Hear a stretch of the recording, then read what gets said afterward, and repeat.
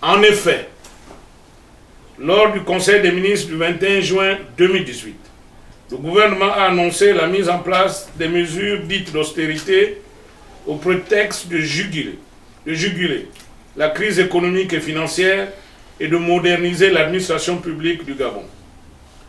Le décryptage de ces mesures montre que celles-ci sont aux antipodes des prétendus motifs évoqués. Au contraire, elles déshumanisent le travailleur et surtout sont illégales. C'est pourquoi la Confédération syndicale dynamique unitaire a entrepris des actions légales aux fins d'annulation. Actions qui ont connu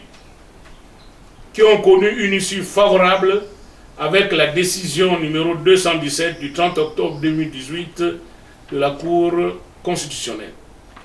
Foulant aux pieds cette décision, pourtant irrévocable, le gouvernement s'obstine à appliquer les mesures querellées. Cet entêtement cynique enfonce le Gabon dans un climat social délétère. La condition du travailleur et du retraité se dégrade inexorablement et les prévisions de l'économie sont alarmantes. C'est le lieu ici de réitérer avec détermination que le monde du travail au Gabon est sinistré et ne présente aucun signe de lendemain meilleur.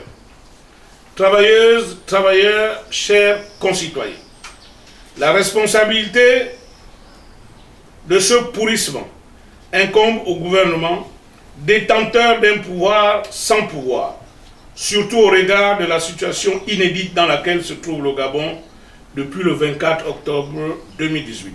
Ali Bongo Ondimba est physiquement absent durant les événements majeurs ayant ponctué l'actualité politico-sociale du pays, qui commande pourtant une prise de parole publique et une présence physique au contact du peuple.